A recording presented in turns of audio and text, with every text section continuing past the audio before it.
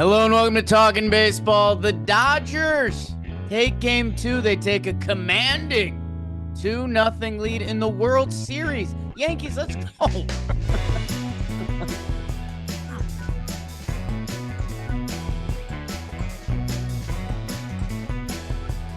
Yoshi.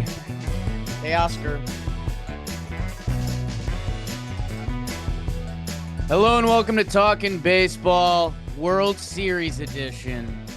My name is Jake Storielli at Talkin' Jake. That is former Twins first round pick Trevor Plouffe. That's future maybe Twins first round pick BBD producing. Welcome to Talkin' Baseball. The Dodgers. Oh, Jake, you sound pretty beat down, dude. The Dodgers are up 2-0 on my Yanks. And in kind of dominant fashion last night. We'll talk about it with Coach Trev. Go through that game, and we'll tee up the next. And Trev's going to have some interesting insight because he was there in the stands because he's a SeatGeek man. Make sure you guys go to SeatGeek. Use code JOHNBOYPlayoffs10. Prices might be coming down in the Bronx. I don't know. But JOHNBOY Playoffs 10, you save 10% off whether you've used the code or whether you haven't used the code. There's no catch. You just download SeatGeek, JOHNBOY Playoffs 10, save 10% off. And you could see a game like Trevor Plouffe did last night. How was it, Trev? It was awesome. I can't lie. I told you it was my first ever World Series game. I'm not, people, a lot of people in my mentions right now talk about, you never even played at a playoff game. I said, I know. It haunts me every day of my life. Okay. But I went to one last night and it was awesome. I said, like I was telling Chris Rose earlier, it was very LA. They've done a really good job with like the production of the games. Obviously, what's on the field matters, but like, dude, you got to have fun in between innings, and it's the World Series, so you have to have some cool stuff happen. Yesterday, they brought out Ice Cube before the game. He is just very much in the fabric of Los Angeles, and he just walks from center field, raps 2 songs, ends up in the batter's box, kicking around the dirt, drops the mic, and I mean, the place was pretty hyped up. It was cool to see, and I think the game delivered as well. I was a little worried about that because we got such a good game in game one. I was like, man, if I go to a World Series game and it's a blowout, like it'll be cool. But I want to see a good game. And I think there was parts of it that felt like the Dodgers dominated it, but then at the end of the game, the Yankees had their chance there in the ninth. So a couple good games out there in LA, New York down, 2-0. But as Anthony Rizzo says, you just got to win on Monday, Jake. Win one game. We'll get there, but let's bask in some Dodger blue for a little bit because they deserve it. They're up 2-0 in the World Series. And let's go through how they got there. You know what I'm saying?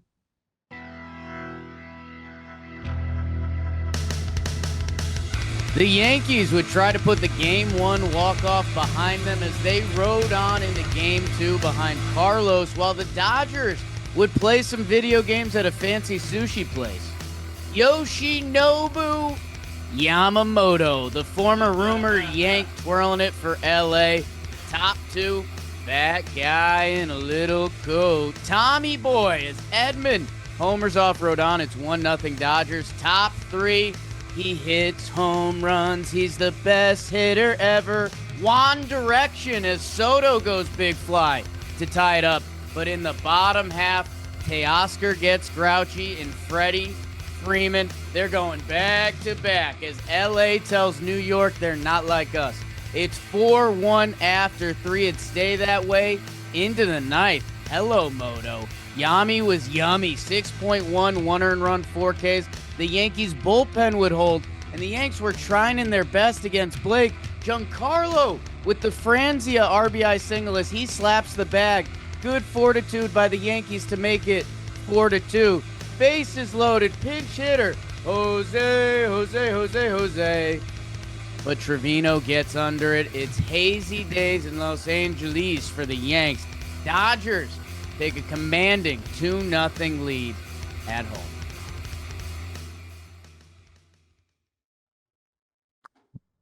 I don't know, man. It's been a good series, but I know you're feeling a little bit blue. Not Dodger blue, bluer than that. Where do you want to start with this? Do we have to start with Yoshi and what he did last night? Yeah, I think so. Yamamoto looked really good. I was laughing. We recorded Talking Yanks last night right after we get the raw emotion. And I on Talking Yanks, I said Yamamoto looked good, and there's a couple Dodger fans that are like, "Good's an understatement." I mean, 6.11 earned run, in a World Series game, One hit. absolutely, absolutely. One hit, the only to Soto. Um, I think the part of that was Yankees at saying Yamamoto looked good is that right now the Yankees have half of their lineup is empty, the back half, and Aaron Judge, like we've talked about a little bit, makes the top of their lineup able to be navigated. So it's not a shot at Yamamoto, who looked good. He was dialing it up early, saw a couple fastballs at 98, threw a couple wipeout splits, was mixing in the different types of breaking balls. Yamamoto looked great. At anything not complimentary towards him would just be a shot at the current Yankees lineup settings. But yeah, he was fantastic. And Rodon, I don't know what you felt. Rodon didn't feel awful. It was kind of two mental lapses for me. Like Tommy Edman leading off the second, he goes down 2-0, and Tommy clips him. Again, this isn't shots fired at Tommy. I'm just from my perspective. And then, dude, he gets two outs Yep. in that third inning. That was the killer, man. Second out being Shohei Ohtani. That you're like, okay, I'm about to lock in and mow these guys down. And then the game starts sprinting the opposite direction. So what did you see and feel in the house? So I couldn't first inning, I believe it was Yamamoto out there, 3-2 counts, full counts to the first three hitters of the game, I believe. And I couldn't tell. Look, I was like directly behind home plate, so I couldn't really tell like depth. You can kind of see in and out. Was he close or were those balls not close? Because it seemed like the umpire was kind of tight at first. But that was just from my perspective. I don't know if you remember those pitches, but at that point of the game, I was like, man, that's three full counts in a row. Obviously, he gets out of the inning unscathed, but I was like, okay, like he's kind of got to get back in the zone. And then that's what happened. I mean, he started really, having his location. But in that first inning, did it look like he was shaky? It looked like he was a little overjuiced, man. I mean, he Yeah. came out pumping 90. All I of think his his first fastball was fastballs, 98, right? all of his fastballs to Glaber were 97 or 98, which that's I know he can get there, but that's not normally his game. Um, and then in the Soto at bat, like he brought the fastball down 95, 96. And then that was a good at bat. Like Soto spit on two curveballs, it gets to 3-2, and then he gets a curveball in the zone and he just misses it. So that is what it is. But that was a good at bat. 6-pitch walk by Glaber, 7-pitch ground out by Soto, Torres to second, and then Judge comes up and it ends up, it looks like an at bat in the box score, but man, he's gonna be another topic of conversation on this episode because he strikes out, and I think this makes the Stanton at bat a little easier. And hey, Giancarlo, you can't say anything about after a 6, a 7, and a 7 pitch at bat. Giancarlo gets a fastball in the zone, first pitch pops it up. So, the first inning is going to be one of your best times to strike. That was a 20 pitch inning. Mm-hmm. And He really settled down after that. that was it besides one pitch to Soto. Yeah, I think that was kind of the game. Was Edman hitting the home run, 2-0 pitch. Rodon tries to come in, and Edman just gets the barrel to it. He's locked in right now, man, and he seems like he's one of those guys who doesn't get caught up in the moment, which is kind of perfect for October baseball. So what did he hit last night? He was hitting fifth. Like, Yeah. I love that. Tom Edman hitting fifth. Getting the freaking job done. I think he's 15 for his last 35, going back to the beginning of the NLCS CS. So he's on fire right now. So he's not going to miss that pitch, and he doesn't. And then Juan Soto comes, has a great at bat, turns on one. I thought that was so cool. Like I was with a couple Dodger fan buddies, and as LA's resident Dodger fan now, I've Right. converted over for the World Series. Um, I started cheering when Juan Soto hit the homer. I forgot. It was just a cool moment, dude. I'm like, this is Juan Soto, like great at bat, turns on one, and I had the Dodger towel, and I started waving it. And I was like, wait a minute, You're I out. can't be doing that. But I like good ball, Jake. That's all I I know. like is I good know. ball. I turned and told my friend, I said, dude, we just saw one of the best hitters we're ever gonna see hit a home run in the World Series. How cool is that? So that's where I'm at with all this, but whatever. But then it was the next inning. Like you said, 2 outs, you get Shohei swinging, and they got him swinging on a nasty slider. He looked horrible, and it's like, okay, 2 outs. And then Mookie gets on, and then Teo, who they bump up in front of Freddie because they're facing the lefty. One of the prettier swings you're ever going to see right there. I mean, shooting that ball out to right center was great. The place was going nuts, and then before you know it, you see Freddie Freeman do it again. And that was, to me, you get the 4-1 lead.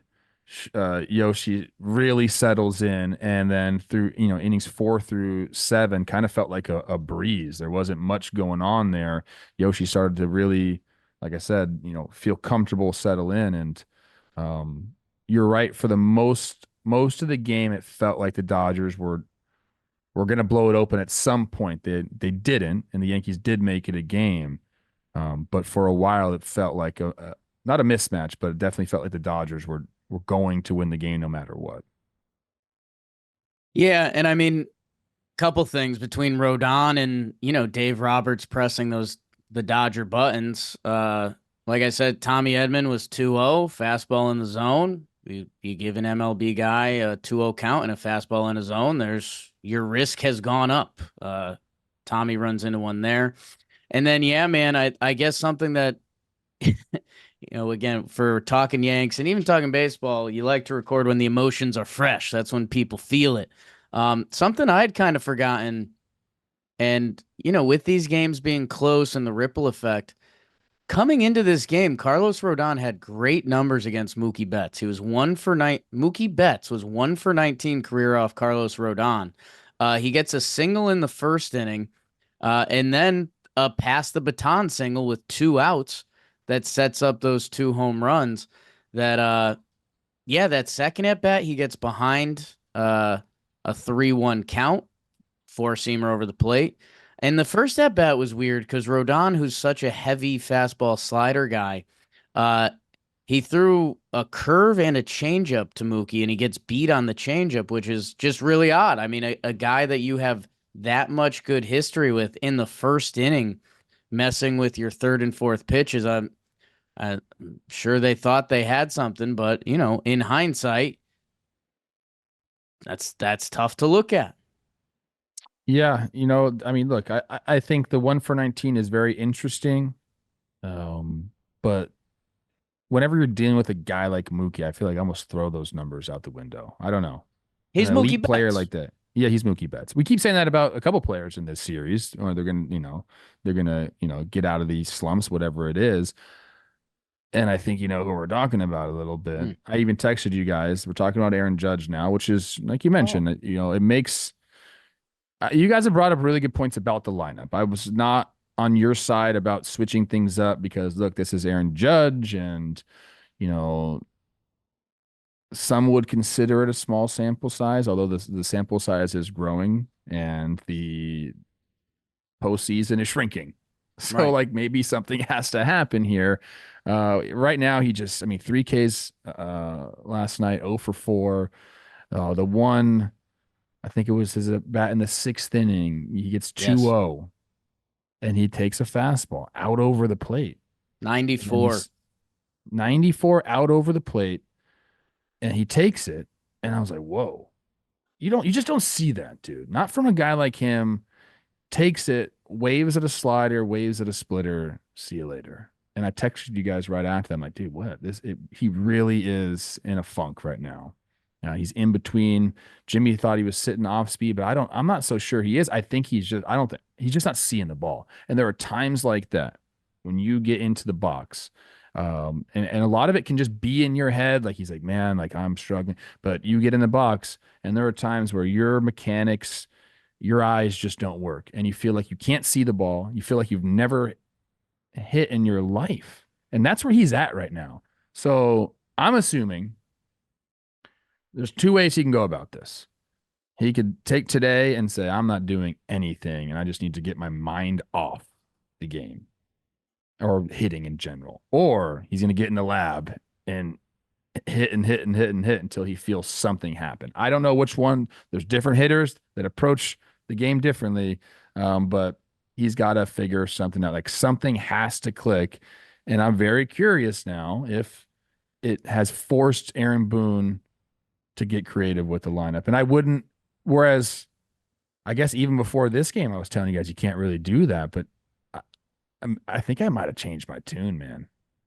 Yeah, let's circle up on that a little bit as we tee up game 3, because I don't want the Dodger fans going, oh, they're talking about Boone. They haven't even got to the end of the game yet. But that inning and that at bat was huge because that was the Yankees held serve for a minute. Like the game was getting scary. They're going to their bullpen. You know, if the Yankees give up a couple runs, are they going to have to quote unquote punt this game? The bullpen holds. Yeah. And in that 6th inning, it's Glaber, it's Soto, it's Judge. And this is where, hey, it's unfair to judge hitters like this, but I'll tell you the one thing you couldn't have from Glaber was a first pitch ground out. And you got a first pitch ground out. Yeah, this is the 3rd time through the order at this point. 3rd time through, like Yamamoto's pitch count is starting to get up there. If the Yankees' second half of their lineup is very thin right now, that you need something from these guys, that Torres and Soto are out on 3 pitches. And then it was that Judge at bat you talk about. So that was one that stung a little bit, especially seeing the next part of the game. Some beautiful baseball stuff as Tim Hill comes in, who was the other option with Nestor Cortez.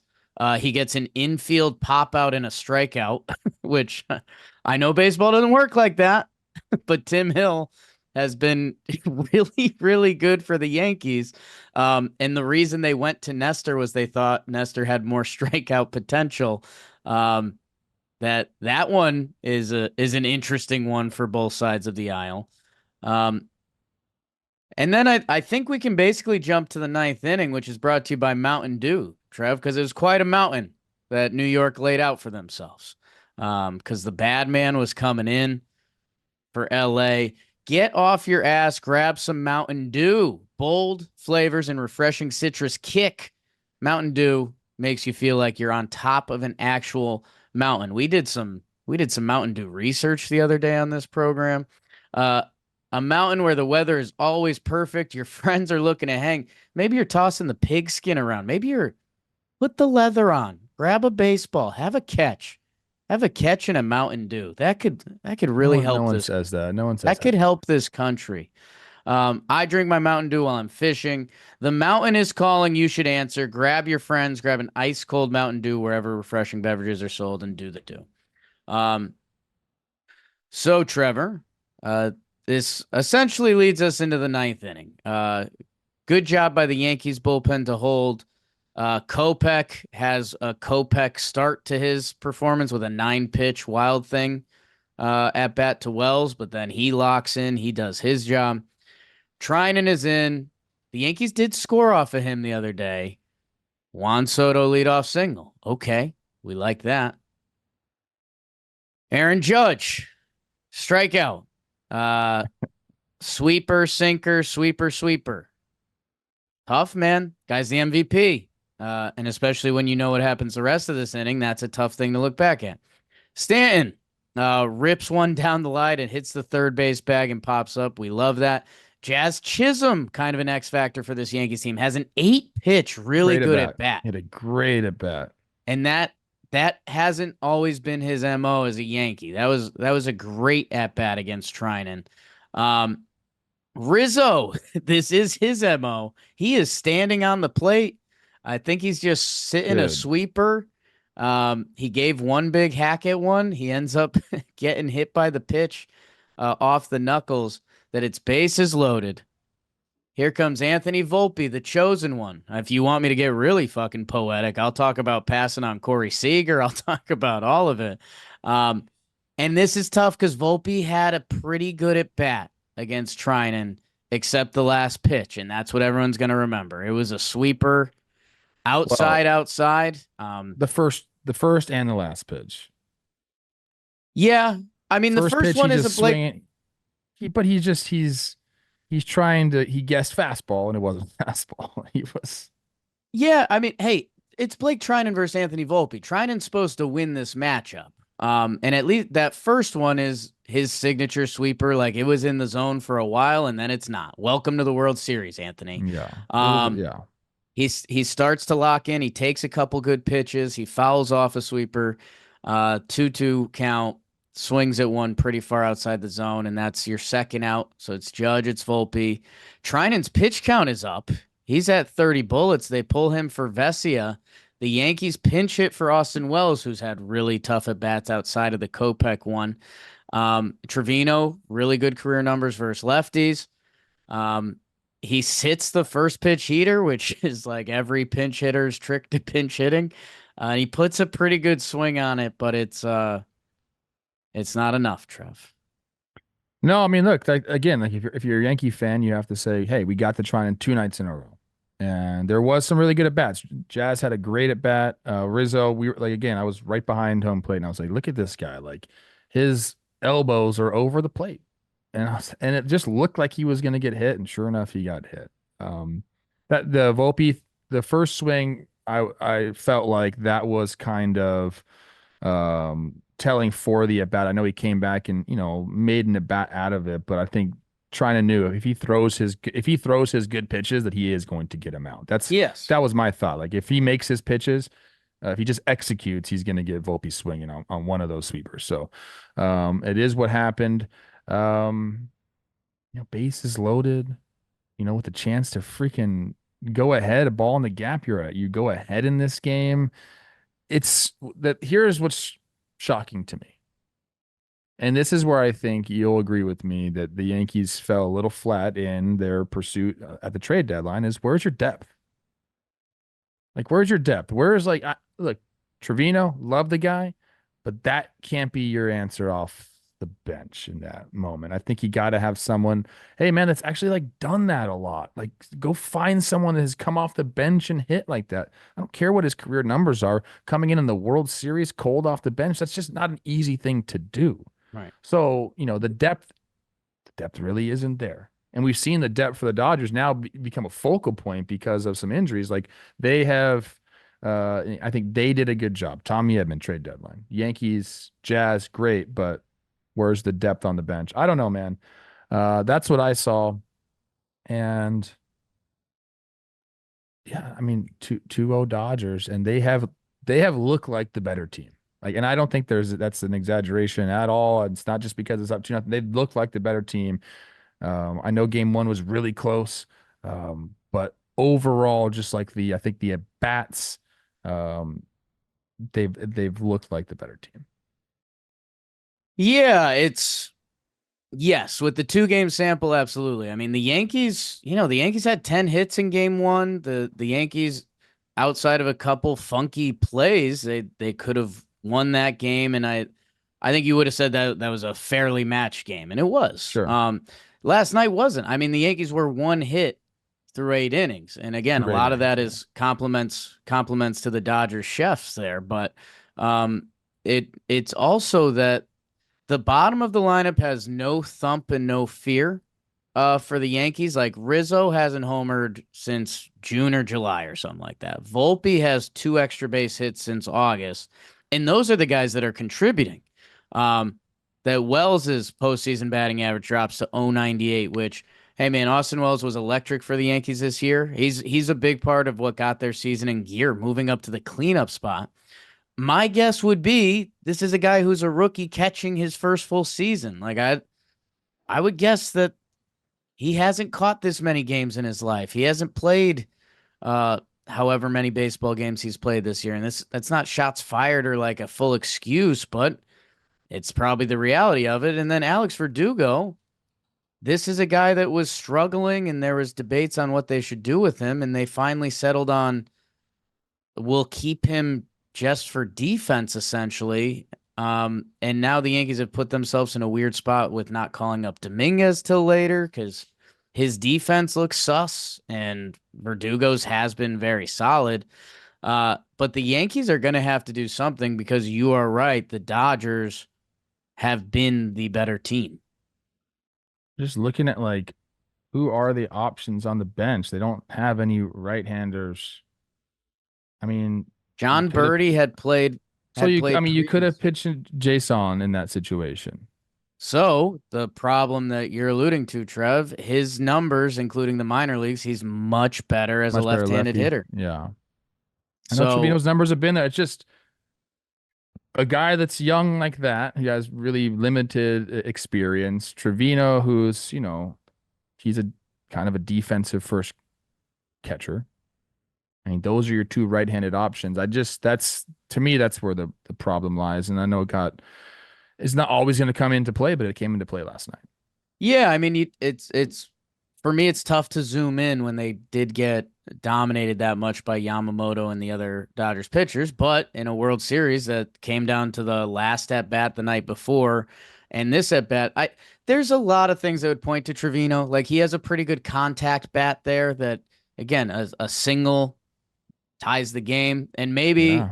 if he gets that hit, it would have been Dominguez for Verdugo, who again another a weak lefty bat down there. So, yeah, and that's hey, I know we've been on a pushing like bring veterans back to baseball, but look at the Dodgers bench. Like they've got all sorts of weird buttons they could press. Like Gavin Lux didn't play in this game. Chris Taylor comes in late. Like these are these are guys that have had high profile points of their career. Yeah, Dodgers, they hold home serve. Banda with another good outing. Vesia gets the one pitch save at the end. That you got to wash it if you're the Yanks, Trev. Do you have anything else on this one?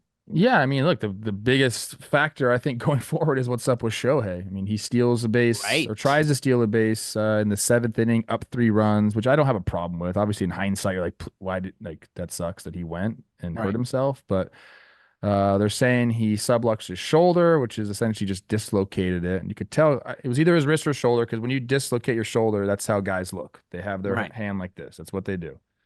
I guess, I mean, I talked about this a little bit with Chris Rose. I don't want to be like, I'm not a doctor. Oh, Could I have been?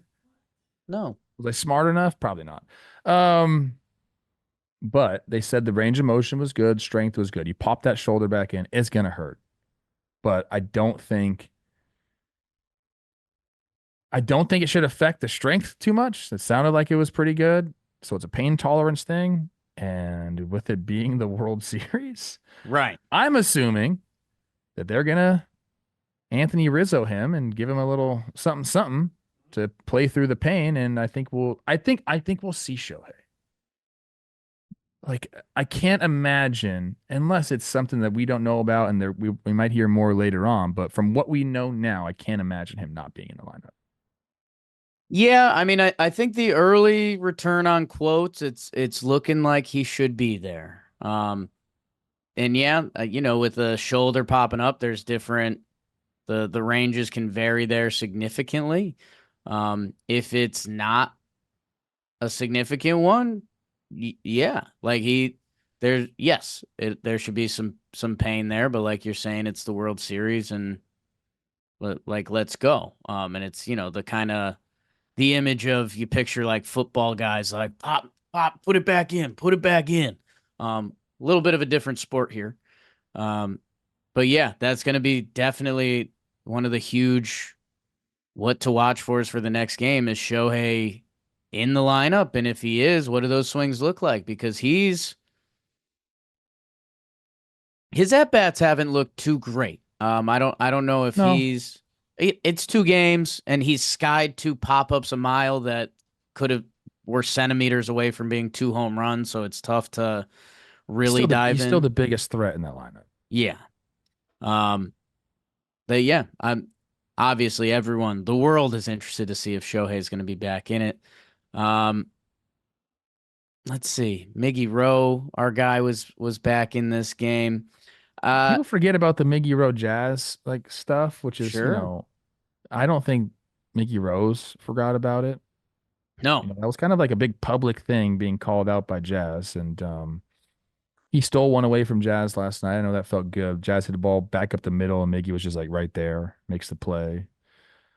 That's just like another, like, the underneath the surface, kind of rivalry going on right here. Miggy wants to take this. He's not happy with what Jazz said. And Jazz did have a LA Times Halloween Massacre sweatshirt on to the game last night. And like, I think I know what that's implying. Like, hey, like we're gonna go into LA and murder the Dodgers.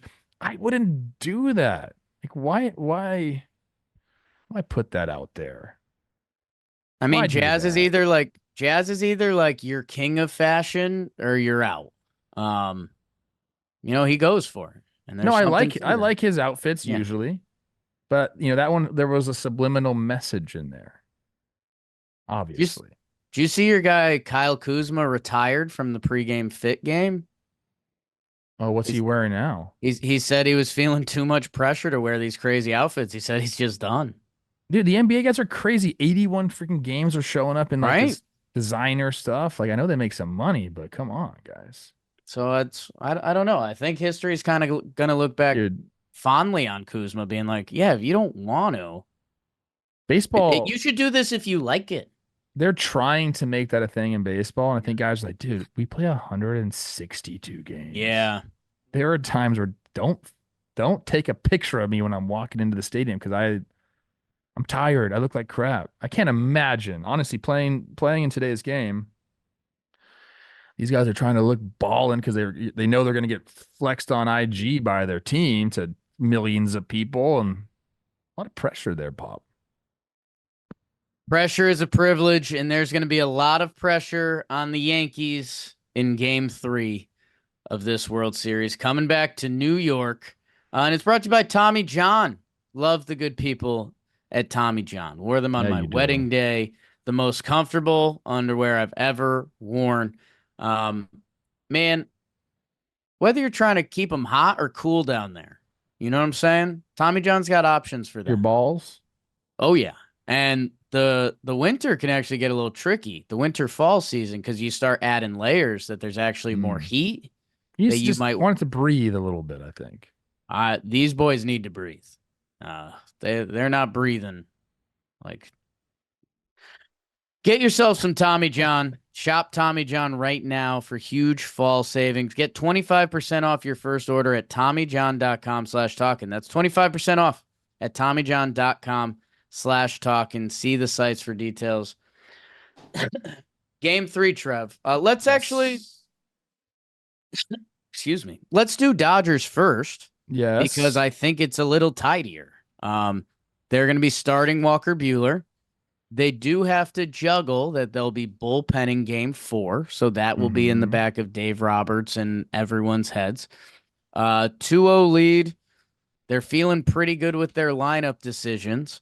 And it'll be Clark for the Yankees, so it'll be the righty. So assuming Ohtani's in the lineup, I'd assume you'd see the lineup from Game 1. What else is there in Dodgerland?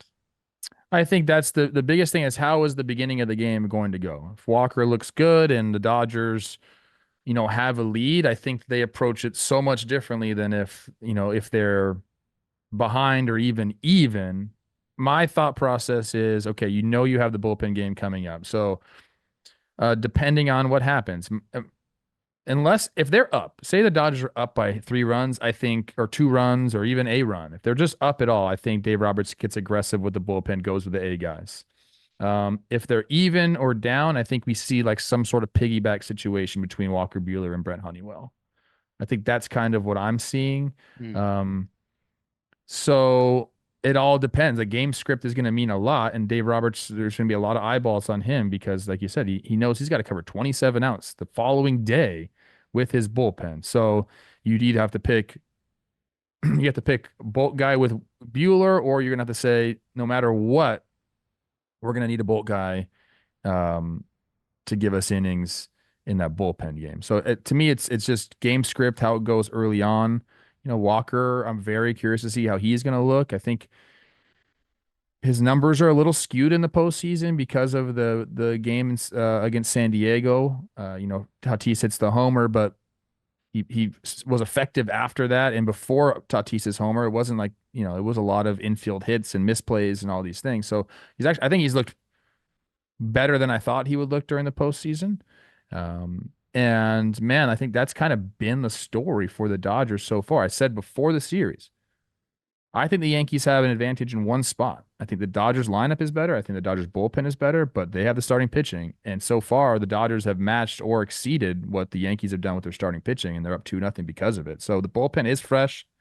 But I do think Dave Roberts is going to be under the microscope a little bit in his decisions because the ramifications of game 3 are going to loom large in game 4. So he has to, if you go for that game on Monday and you don't get it, then I can really see the pressure, like Rizzo's saying, being on the Dodgers, understanding, hey, man, we exposed our A bullpen. Things didn't work out. Now we have another game to cover 27 plus another game on Thursday.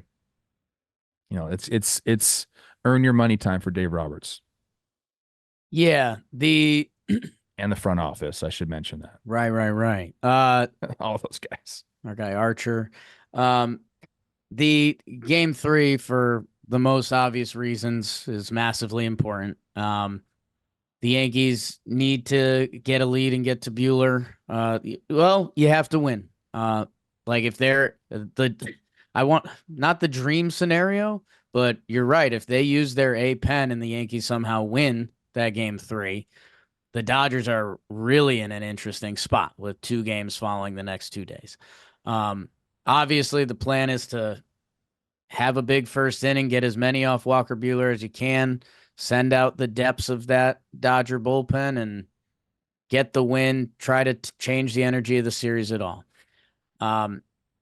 And we'll see. I mean, Walker, you're right. Like the Padres, for me, and this is some Dodger fans weren't happy with me because, man, they bring the noise. They bring the boom.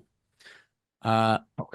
I thought Walker's Padres stat line looks a little unfair. And at the same time, I thought his Mets stat line felt a little too good. Like the Mets had a couple situations there where they didn't come through that stat line could have looked different. Now, I know the swing and miss was there. And I think something that the Yankees are really struggling with is the big change of speed variance, with which Walker Bueller will drop some of those big boy curveballs in there, which Jack has, which Yamamoto has. So that's definitely something to watch for them as they, season on the line with Clark Schmidt on the bump, who Clark has been really solid. The Dodgers are obviously a different animal, but Clark has been really solid. And, on the Yankee side, it's worry about games 4 and 5 once you get a win. Otherwise, nothing matters. So that's kind of where they're at. I guess spinning it more to the Yanks.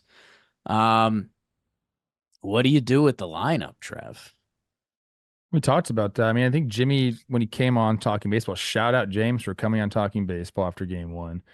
I think he made a good point about the lanes that having Judge hit there now creates. You have a big righty lane there because you can go through Soto and just kind of pitch around him, so you can really go Glaber, Judge, Stanton, and just get your righty matchups. And then down at the bottom, there is a lane of lefties, so it does make it easier to navigate. And the fact that Judge isn't performing kind of makes that stand out even more. So you brought the article up in 96, what Joe Torre had to do.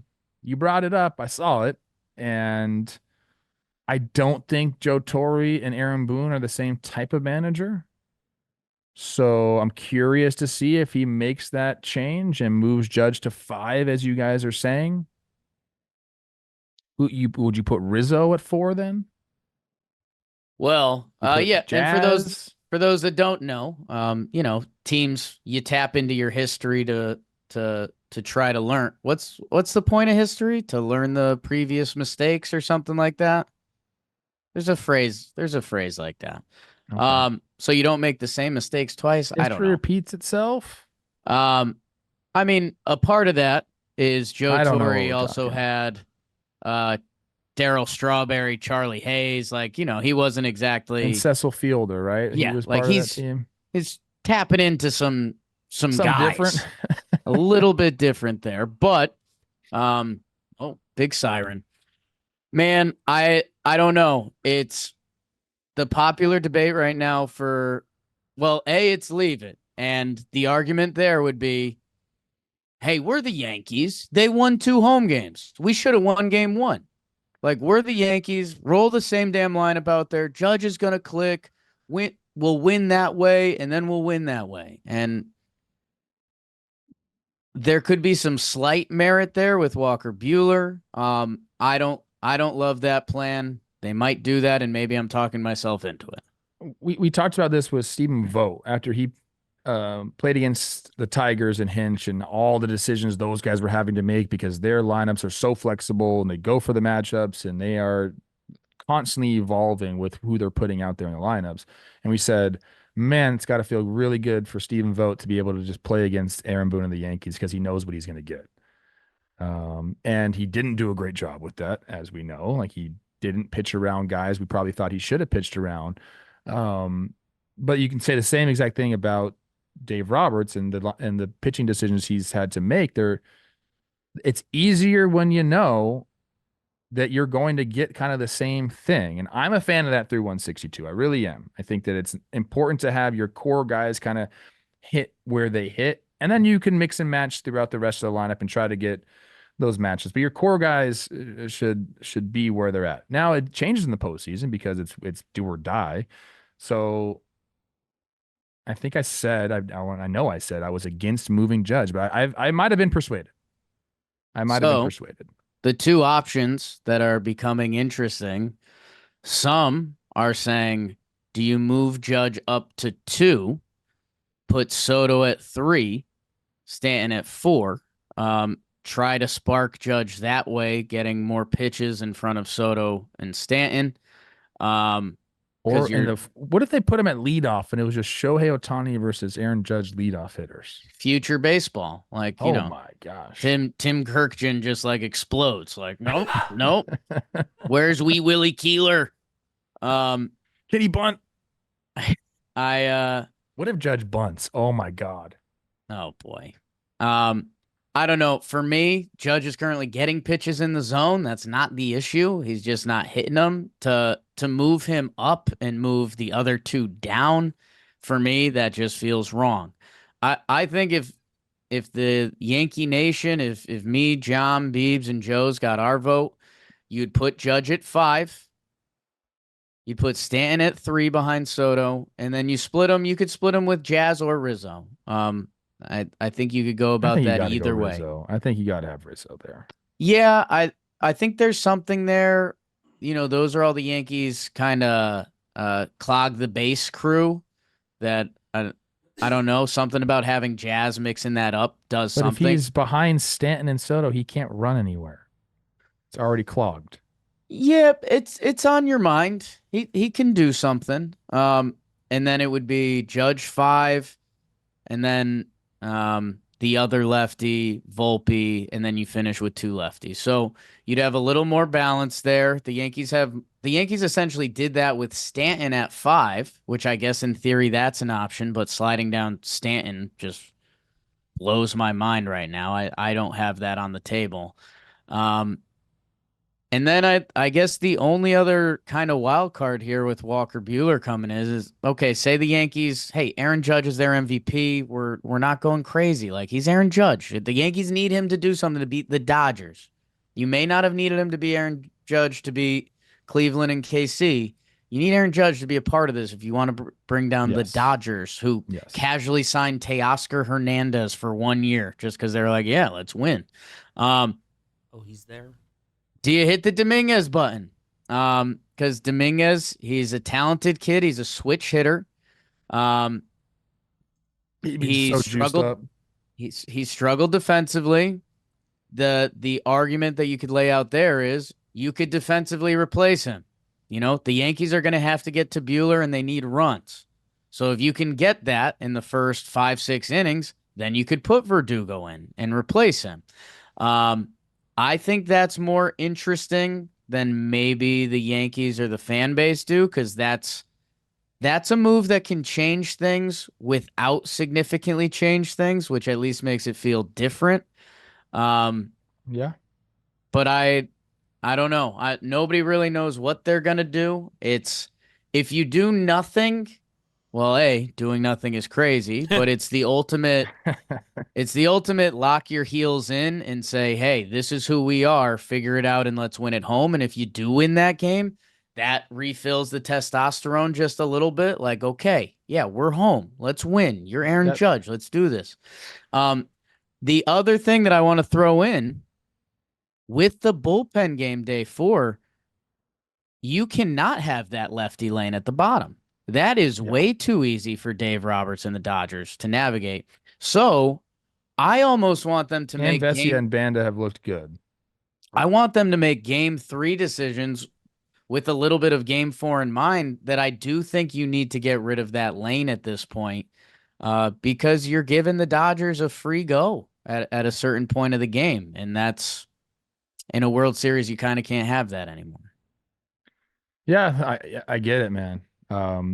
There's a lot of decisions to make, and it feels like to me, you're the big bad Yankees, you're the 1 seed. I mean, why panic? Why press the panic button? Because it would look a little bit like that if you changed the lineup and you moved Aaron Judge. It would look like panic, but you could also say, well, this is it. Like it's not panic. It could be strategy, and you could look at it that way. I'm very curious to see what Aaron Boone does, because he's, the history, the track record would suggest he doesn't do anything and he keeps his guys where they're at.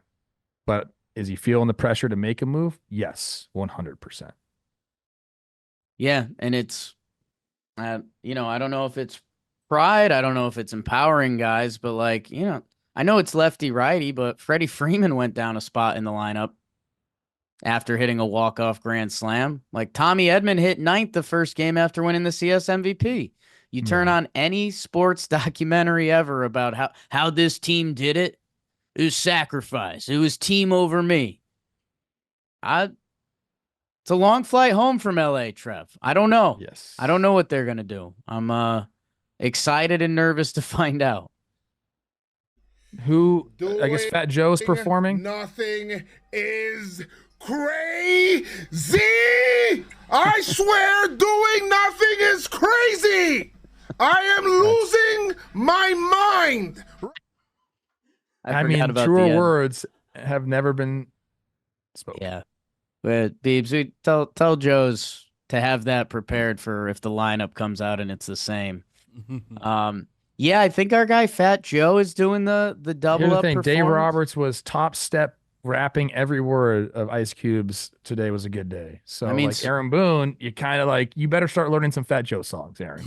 So was Verdugo. Didn't help. Verdugo was bobbing the head, bro. He was like this. It was a funny shot of damn, Ice Cube's getting the crowd going. This is kind of sick. This is LA. This is the World Series, right? And then they cut and it's Jazz and Verdugo just all right, hey, whatever, guys. Go win a ball game. Because if you don't Monday, it's over.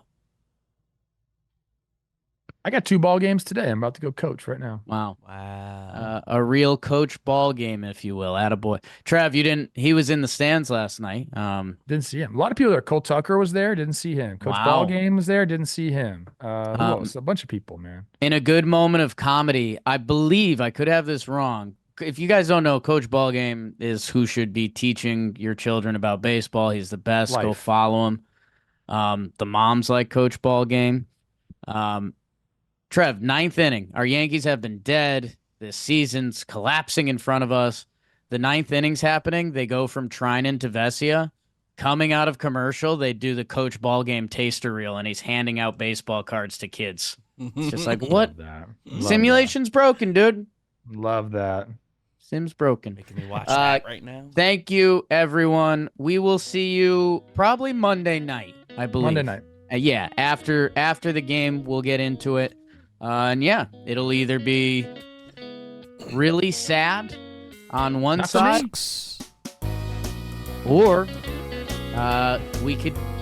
Hey, Uncle Rob Manfred, I thought this was supposed to be like an all-time World Series. Tell LA. Oh yeah, to Judge is chill. getting the juice. Judge is getting the juice balls in Yankee Stadium. Everyone knows that. I need some juice balls. My balls are juiced. I played through the dead ball era. Still hit 106.